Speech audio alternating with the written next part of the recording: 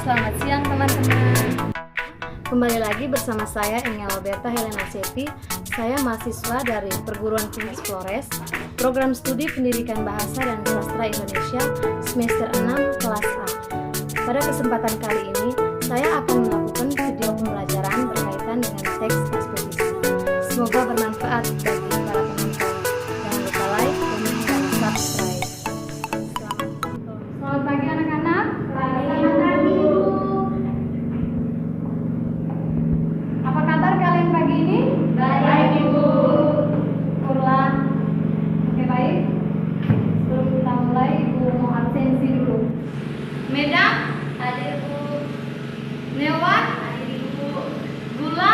Hadir, Ibu. Helen? Hadir, Bu. Jemamut? Hadir, Alfa, Bu. Nanti kalau dia hadir, besok kalau dia datang, tolong kasih tahu dia menghadap Ibu. Bu. Oke, baik, sekarang kalian baca buku apa saja.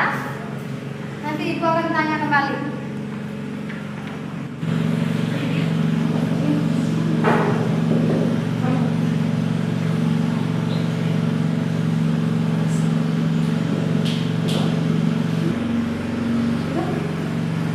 Oke, baik, sekarang Ibu mau tanya kembali apa yang telah kalian baca. Newan, apa yang kau baca tadi? Kalau satunya Ibu tentang seni estetika tubuh. Medan?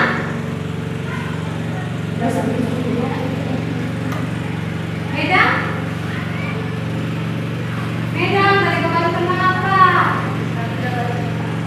Aduh, tadi Ibu suruh selama Ibu tulis di papan tulis, kalian harus baca buku apa saja, karena Ibu akan tanya kembali. Ulang? Saya baca apa yang Ibu tulis di depan Apa yang Ibu tulis di depan? tentang kompetensi dasar yang menganalisis struktur isi, permasalahan, argumen, pengetahuan, dan rekomendasi kebahasan teks eksposisi yang didengar dan dibaca itu. Oke, jadi materi kita pada pagi hari ini tentang teks eksposisi. Ada yang tahu apa itu teks eksposisi? Eksposisi? Saya Bu. Oke, kepada Newan, Ibu silakan. Teks eksposisi merupakan salah satu teks yang berisi tentang informasi pronoun yang secara jelas. Oke, baik. Jadi di sini Ibu akan menjelaskan sedikit bahwa teks eksposisi adalah sebuah teks yang berisi tentang sebuah informasi atau pengetahuan secara singkat, padat, dan jelas. Nah, jadi sebuah teks eksposisi itu adalah sebuah teks yang nyata, yang betul-betul terjadi dan bukan hanya sebuah khayalan, bukan seperti sebuah cerpen atau puisi yang merupakan hasil dari imajinasi seseorang. Karena di dalam teks eksposisi ini berisi sebuah pengetahuan yang membuat pembacanya menjadi mengerti mengenai apa yang telah ia baca. Adik-adik bisa paham? Bisa, Ibu. Oke.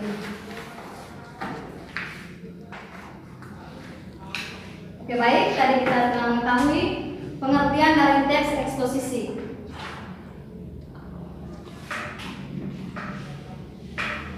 Sekarang kita masuk kepada ciri-ciri teks eksposisi. Adik-adik tahu apa saja ciri-ciri dari sebuah teks eksposisi? Tidak tahu Ibu. Tidak tahu? Ya Ibu. Kalian tidak belajar kan? Coba, masa kalian tidak tahu apa saja yang terdapat dalam sebuah teks eksposisi itu yang menjadi ciri-cirinya? Oke, baik. Jadi Saya Pak. Oke, dari dalam sebuah teks eksposisi itu ciri-cirinya yaitu bersifat singkat, padat, dan jelas. Terus bahasanya itu berusaha untuk menjelaskan sesuatu. Oke, baik, kalian bisa paham? Bisa Ibu. Oke. Jadi, adapun struktur dalam sebuah teks eksposisi.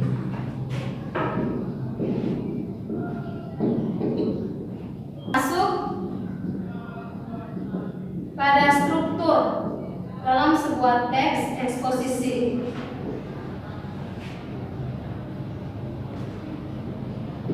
Adik-adik tahu apa saja struktur yang terdapat dalam sebuah teks eksposisi?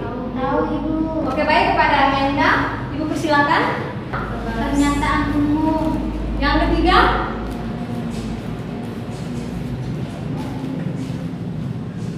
yang kedua pernyataan umum. Pernyataan umum atau tesis.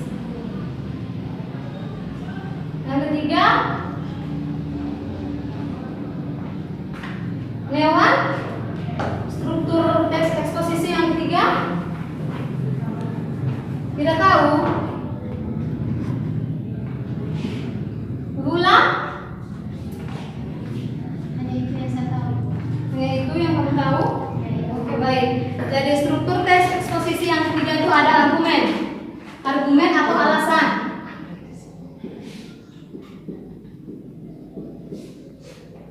Dan yang terakhir simpulan atau penegasan ulang.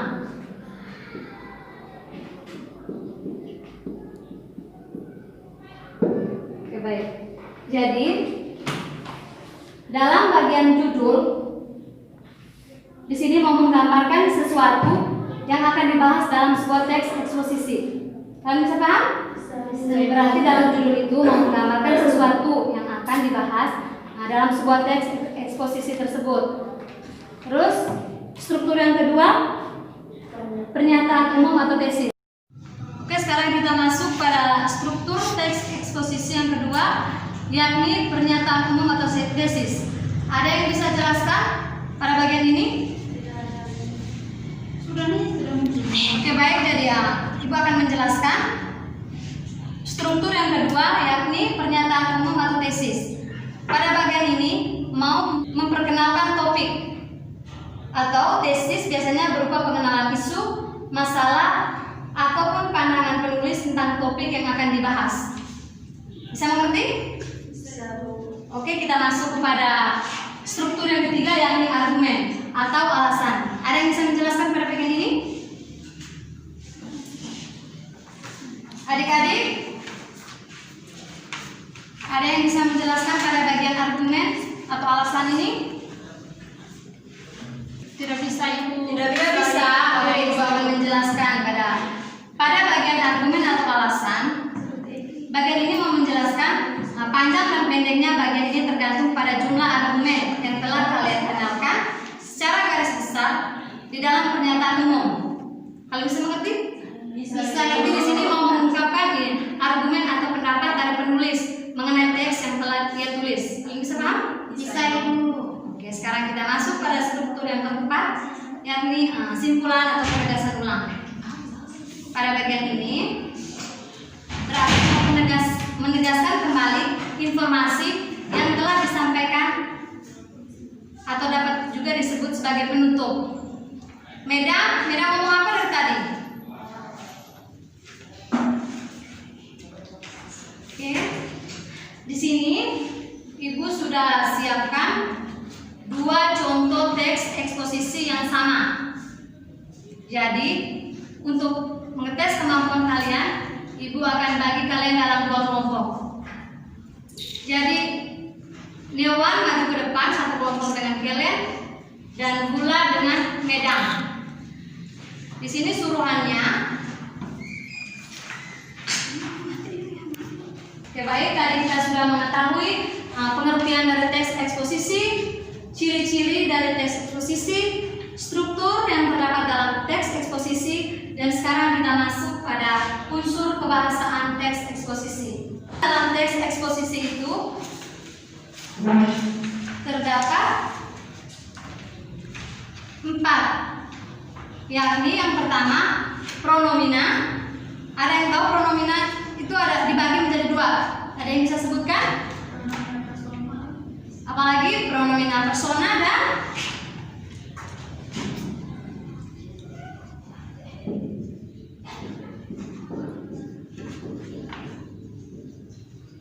persona dan non persona. Berarti yang pronomina persona ini adalah kata ganti orang, seperti dia, Anda, kamu, aku. Bisa mengerti? Bisa, Ibu. Bisa, ini kata ganti orang.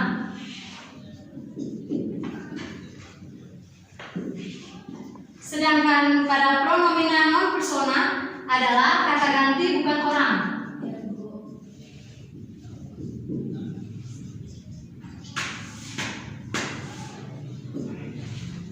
Seperti ini, itu, di sana, dan di sini. Baik. Dan yang kedua, nomina. Nomina ini jenis kata apa? Benda, Ibu. Oke, baik. Nomina adalah jenis kata benda. Coba sebutkan apa yang termasuk Meja, kursi. jenis kata benda? meja, Oke, meja, kursi, bangku. dan masih banyak lagi. Ya, Ibu. Ada yang bisa berikan contoh sebuah kalimat yang di dalamnya terdapat jenis kata nomina? Ibu minta Setiana Bula untuk memberikan sebuah contoh dan langsung dituliskan di papan tulis. Yang merupakan jenis kata nominanya. Atau kepada untuk membuat kalian lebih aktif lagi, Ibu akan meminta kalian untuk menjelaskan apa yang telah ditulis oleh Setiana Bula. Terima kasih atas kesempatan yang diberikan kepada saya. Di sini saya akan memberikan contoh tentang kata benda.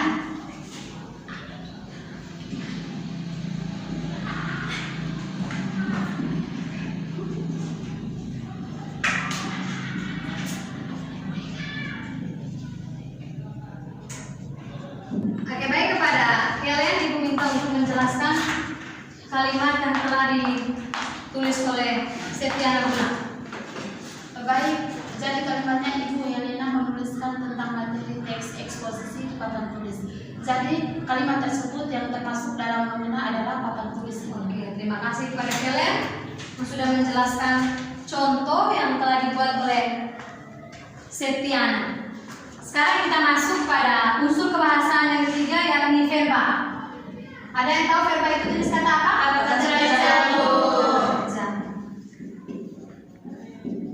Apa-apa saja yang termasuk dalam jenis kata kerja ini? Menulis, Berarti di sini di mana kita mau melakukan sesuatu kegiatan. aktivitas. Ada yang bisa berikan contoh, Dewan? Bisa Ibu. Bisa Ibu. Oke, kepada kalian, persilakan. Ibu masak nasi goreng di dapur. Oke, berarti yang termasuk dalam jenis kata kerjanya memasak nasi. Ya Ibu. Oke, berarti kalian sudah mengerti. Sekarang kita masuk pada bagian yang keempat, konjungsi. Ada yang tahu konjungsi itu apa? Kata penghubung. Oke. Ada yang bisa sebutkan apa saja yang Dan, dengan. Jadi yang termasuk unsur kebahasaan dalam teks eksposisi itu ada 4, yakni pronomina, nomina, verbal, dan konjungsi. Sampai di sini kalian sudah mengerti? Sudah Ibu. Oke, baik. Untuk menguji kalian, Ibu mau tanya lagi. Ada yang masih ingat tentang pengertian teks eksposisi? Masih Ibu. Oke, kepada Dewan, Ibu silakan. Teks eksposisi merupakan salah satu teks yang berisi tentang informasi mengenai pengetahuan secara singkat. Oke, terima kasih kepada Dewan. Dan sekarang masuk ke dalam ciri-ciri teks eksposisi. Ada yang masih ingat apa-apa saja ciri-ciri dalam sebuah teks eksposisi? Bahasanya menggunakan bahasa yang bisa dipahami. Oke, bahasanya itu mau apa? Menjelaskan sesuatu. Oke, sekarang masuk ke dalam struktur teks eksposisi. Ibu rasa sebagiannya strukturnya ada di sini. Ada yang masih ingat? Apa-apa saja? Judul. Oke, apa lagi? Pernyataan positif. Apa lagi? Argumen atau alasan. Dan yang terakhir? Simpulan atau dasar-dasar. Oke. Jadi di sini Ibu sudah siapkan 2 contoh teks eksposisi yang sama. Dari tugas kalian, tentukan struktur yang terdapat dalam teks eksposisi ini dan juga tentukan unsur kebahasaan yang ada dalam teks eksposisi yang ada. Kalian bisa paham? Bisa Bisa, Ibu. Ibu. Oke, baik. Ibu akan bagi kalian dalam 2 kelompok. Dewan dengan Kelen maju dan Lula dengan Medang. Ibu kasih waktu untuk kalian 10 menit. Bisa? Bisa Ibu. Oke, sekarang ayo. Dewan maju. Ibu mau tanya. Kenapa? Mau tanya ini kerjanya bagaimana? Sudah siapkan teks eksposisi. Tugas kalian tentukan struktur yang ada dalam teks eksposisi ini. Strukturnya tadi kan ada apa? Judul, tesis, argumen, dan simpulan atau penegasan dasar. Tugas kalian tentukan 4 struktur itu yang terdapat dalam teks eksposisi yang ada dan juga tentukan unsur kebahasaan yang ada dalam teks ini. Baik.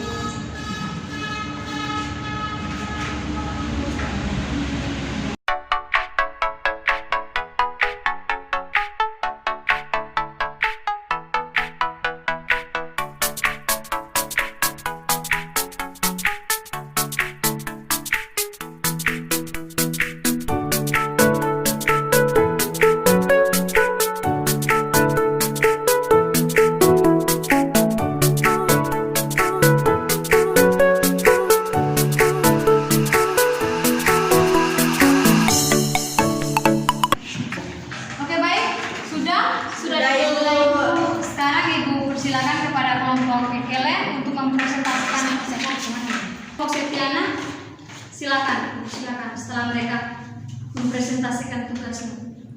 Baik, terima kasih atas kesempatan yang diberikan kepada kelompok kami. Dari kelompok kami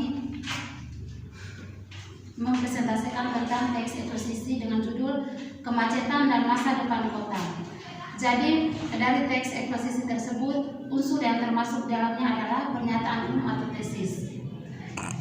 Transportasi didefinisikan oleh para ahli sebagai kebutuhan turunan dari berbagai kegiatan ekonomi maupun sosial. Tipe kegiatan ekonomi yang berbeda akan memiliki dampak kegiatan transportasi yang berbeda pula. Kegiatan transportasi harian relatif menimbulkan pergerakan yang bersifat berulang, misalnya yang terjadi pada para pekerja dan mereka yang menempuh pendidikan di sekolah. Di Yogyakarta, kota kita tercinta ini, kemacetan terjadi setiap hari pada titik-titik yang menjadi jalur pergerakan para pekerja dan siswa dari tempat tinggal menuju lokasi kerja atau sekolah. Kemacetan yang berulang pada jangka lebih panjang cenderung terjadi pada musim liburan maupun lebaran. Pada tahap kedatangan dan kepulangan, kemacetan parah akan terjadi pada jalan-jalan alur luar kota. Pada rentang di antara masa tersebut, kemacetan dapat dirasakan di pusat kota sebagai lokasi menginap dan tujuan wisata.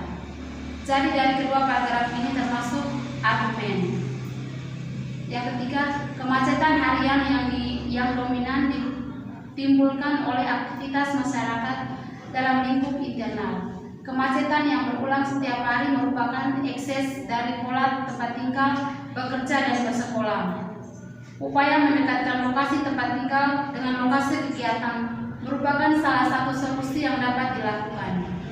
Bentuknya dapat berupa pemberian insentif tempat tinggal berupa rumah susun sewa yang nyaman untuk beraktivitas. Selama ini sepertinya belum ada upaya pengaturan pola kegiatan yang sistematis. Jadi paragraf yang ketiga termasuk penegasan ulang atau simpulan. Yang berikut unsur pembahasan dari teks eksposisi yang berjudul Kemacetan dan Masa Depan Kota. Terdapat unsur kebahasan pronomina jamak yakni mereka, kita, dan yang berikut pronomina non personal atau pronomina petunjuk seperti ini, itu, dan lain-lain. Oke, baik, terima kasih kepada kelompok kalian yang telah mempresentasikan tugasnya dengan baik. Sekarang kesempatan kepada kelompok Setia Nabula untuk mempresentasikan. Baik, terima kasih atas kesempatan yang diberikan kepada kelompok kami. Di sini saya akan menjelaskan tentang yang pertama, judul dari teks eksposisi. Judulnya itu Kemacetan dan Masa Depan Kota. Sedangkan yang merupakan pernyataan umum atau tesis, yaitu transportasi didefinisikan oleh para ahli sebagai kebutuhan turunan dari berbagai kegiatan ekonomi maupun sosial. Tipe kegiatan ekonomi yang berbeda akan memiliki dampak kegiatan transportasi yang berbeda pula. Sedangkan yang merupakan argumen yaitu kemacetan yang berulang pada jangka lebih panjang cenderung terjadi pada musim liburan maupun lebaran. Pada tahap kedatangan dan kepulangan, kemacetan parah akan terjadi pada jalan-jalan arah luar kota. Pada rentang di antara masa tersebut, kemacetan dapat dirasakan di pusat kota sebagai lokasi menginap dan tujuan wisata. Yang menjadi penegasan ulang di sini yaitu kemacetan harian yang dominan ditimbulkan oleh aktivitas masyarakat dalam lingkup internal. Kemacetan yang berulang setiap hari merupakan ekses dari pola tempat tinggal, bekerja, dan bersekolah. Upaya pendekatan lokasi tempat tinggal dengan lokasi kegiatan merupakan salah satu solusi yang dapat dilakukan. Bentuknya dapat berupa pemberian insentif tempat tinggal berupa rumah susun sewa yang nyaman untuk beraktivitas. Sekian dan terima kasih. Unsur kebahasan dari teks eksposisi yang berjudul Kemacetan dan Masa Depan Kota. Terdapat unsur kebahasan nomina seperti rumah, sekolah, jalan, tempat wisata, dan terdapat pula unsur kebahasan konjungsi, terutama konjungsi waktu seperti setiap hari. Oke, baik, terima kasih kepada kelompok Melania. Oke, baik, di sini dari dua kelompok yang ada, kelompoknya Setia Nabula lebih rinci menjelaskannya karena mereka tadi menyebutkan dengan judulnya.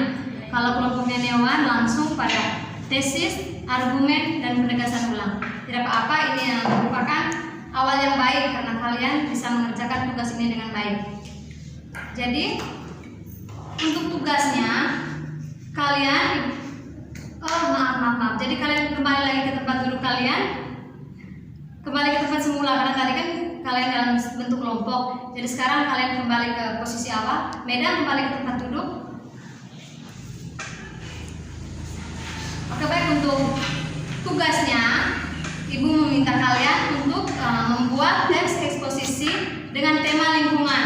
Kalian bisa mengerti? Bisa, Ibu. Oke. Jadi untuk materi kita minggu depan tentang teks biografi. Jadi sebelum Ibu menjelaskan minggu depan, Ibu harap kalian harus tahu apa itu teks biografi. Tahu ya Ibu. Sekarang kalian itu punya HP yang canggih-canggih semua, jadi mungkin bisa kalian browsing di internet pengertian teks biografi itu apa, strukturnya apa. Kalian bisa mengerti? Bisa, Ibu. Baik, terima kasih untuk kebersamaan kita pada siang hari ini, sehingga kita bisa menyelesaikan KBM kita dengan baik. Oke, baik, untuk menutup pertemuan kita pada siang hari ini, Ibu minta Newan untuk memimpin doa.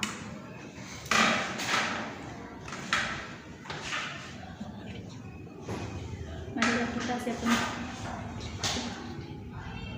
Marilah kita siapkan hati untuk berdoa mulai.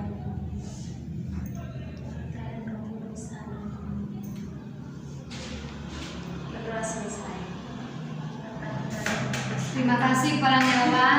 Sampai ketemu minggu depan. Selamat siang. Terima kasih.